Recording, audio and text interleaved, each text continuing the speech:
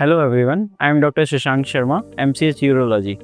I am attached as an assistant professor in the Department of Urology, GGMC and Sir JJ Group of Hospital. Today we will be talking about basic male reproductive health and the hygiene.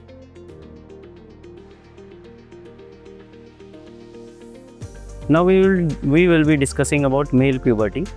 Male puberty is a phase which starts from the years 9 to 14 years. It is a biological, physiological phenomena which occurs in all individuals. It is characterized by increased hormone production from the brain, which stimulates the testes to produce testosterone. This is characterized by increased penile size, testicular size, change in the voice, rather deepening of the voice, and increased facial hair, beard, and acne. It is also characterized by increased sexual desire in most of the cases. Now, talking about masturbation, puberty is mostly characterized by increased sexual excess content by most of the boys, and it usually leads to masturbation. Now, it is a completely healthy phenomena. There is no fixed healthy frequency. It becomes only a concern if it affects the daily life, causes injury, or creates psychological distress. It does not cause any weakness, infertility, or penile shrinkage. This is a big myth that has to be broken.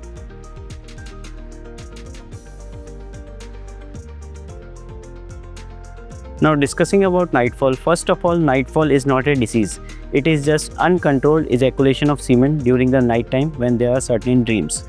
It is not harmful. There is no healthy frequency of the nightfall. It is only when the semen is associated with blood or either pain.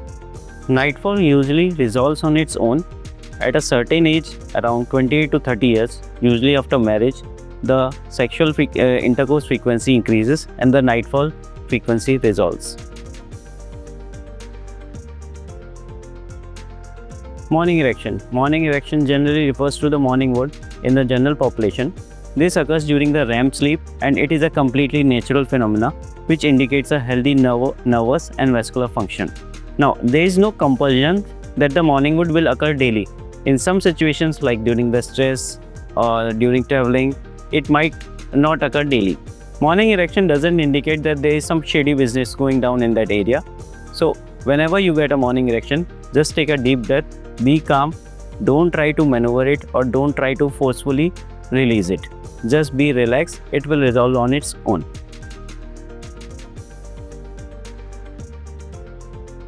Now, all this masturbation, nightfall, leads to the expulsion of semen. Okay? Sperm and semen are not same things.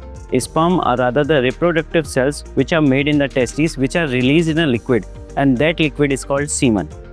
Semen is the fluid that carries the sperm out of the body. Now, semen is a white viscous fluid, and the volume usually ranges from 1.5 to 3 ml. If suppose some individual is having a volume of less than 1 ml, then he should consult a urologist or an andrologist. The sperm production usually takes about 74 days. Now, this doesn't mean that if you do masturbation today or had a nightfall last night, that you don't have stores for the next 73 days. It's a naturally ongoing process and you have plenty of stores to be replenished. Now, the healthy lifestyle leads to a healthy sperm. That means if you are following a normal healthy diet, if you are eating lot of fruits, lot of vegetables, and doing a moderate exercise, then it usually leads to the healthy sperm. Now, activities like alcohol intake, smoking, rather late night parties, and a lot of stress leads to unhealthy sperm. Also, you should decrease your screen time during the night as it disrupts your normal sleep pattern. Now, the semen analysis is a test in which the semen and the sperms are analyzed for the counts, motility, and other healthy parameters. Semen analysis is usually done in patients having infertility issues or which are doing family planning. Now, the foreskin, also referred to as the prepuce, it usually protects the distal part or the tip of the penis. Now, the removal of this foreskin is known as circumcision, and it is not always required medically. Now, due to some religious beliefs, it is being done in the newborn babies, and even an uncircumcised male can lead a healthy life if he maintains a normal basic hygiene. Now, In an uncircumcised male, if he doesn't maintain his local hygiene, then there is deposition of some of the cells or the dead cells and secretions inside the inner layer of the foreskin, and this may be the cause of transmission of some of the infections in his better half. Now don't worry if you are not circumcised. You can maintain a normal healthy lifestyle and also prevent the risk of transmission by following certain daily habits, like cleaning the inner foreskin. Just retract the foreskin during the bathing time and clean it with lukewarm water. Don't use extra chemicals, just a plain lukewarm water will be suffice. Now the common hygiene mistakes that men make is they usually clean the outer area of the foreskin. They don't clean the inner foreskin area. Also, dry the area after taking a shower and don't wear the innerwear or the underwear directly. Wear a loose cotton underwear and don't use any chemicals on the genitalia region. Now wearing a loose cotton underwear or innerwear is good because it lets the scrotum and the testes get exposed to air, maintains the local testicular or the scrotal temperature which is less than the normal body temperature. It prevents any abnormality in the sperm growth and maintains a healthy sperm quality. So always wear loose cotton underwear. Now don't always wear loose boxers every time. Wear trunks or scrotal support during the gym time or when you are doing some moderate exercise, as it prevents the injury risk. Also, wearing those boxers in your daily lifestyle, it maintains the normal natural position of the scrotum and the testes, so that it is linked to a very healthy lifestyle and the sperm quality is good due to that. Now, as per the warning signs of the genitalia region, seek medical attention if you notice a sudden severe testicular or scrotal pain, or when you see blood in the urine, or there is a persistent discharge from the tip of the penis. Also, there might be a testicular swelling or the scrotal swelling. In all these conditions, you should consult a urologist. Now, the thing to remember is sudden severe testicular pain is related to a medical condition which is known as testicular torsion, and it should be dealt immediately. It is a medical emergency. Now, regarding the signs of the infection, there is persistent discharge from the tip of the penis, or there are minor cuts present on the inner aspect of the foreskin or on the distal part of the penis. There is also difficulty in passing urine and also burning sensation while passing urine. Whenever you get these symptoms, just consult a urologist. Now, coming upon to the penile size, there is no ideal penile size. It always depends on the body stature, the race you belong, and first and the foremost, do not compare the penile size of each and every other population. Now, if you are going to compare your penile size being an Indian to the African or European, it will always be less. The first and the foremost rule is there is no link between the penile size. A larger penile size will not satisfy your partner. Always the emotional connection between your partner, the bond, the love will satisfy your partner, not the penile size.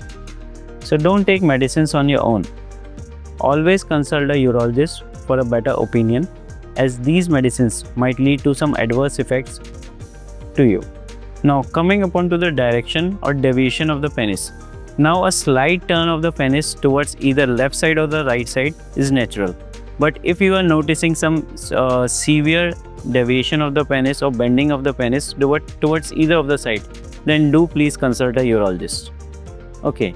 Now, the thing to remember is that whenever you are going to pass urine, try to pass urine during the sitting position whenever possible. If you are not able to maintain due to the daily lifestyle activities, then it's okay. But whenever it's comfortable, try to avoid in the sitting position. Now, another myth that has to be broken is when you should hold the urine. The ideal thing is you should never hold the urine, because urine being a source of infection, you are holding that reservoir of infection. Whenever you feel to pass urine, you should go and pass the urine, because if you hold the urine and when you go on to pass the urine, you will pass it with force, and this force when you apply, this will trickle down the urine in the urethral glands, and it will ultimately cause you infection of the urethra or the urinary tract. Now, regarding the pubic hairs and the hygiene, you should always clear your pubic hairs as those are the source of infection. Don't apply any lotion or chemicals on those pubic hairs. Just a basic trimmer will do the job. Now, the natural semen color is white, but when you notice some alteration in the color pattern like yellowish, then it might be suggestive of infection. Also, when you are seeing a red color in the semen, it might be due to blood also. Then there are certain different pathologies which are being related. So always consult a urologist when you are seeing some alteration in your semen color. Now, the another myth is, are condoms safe? Yes, the condoms do usually prevent the risk of transmission of sexually transmitted disease. Also, those are being used in the family planning.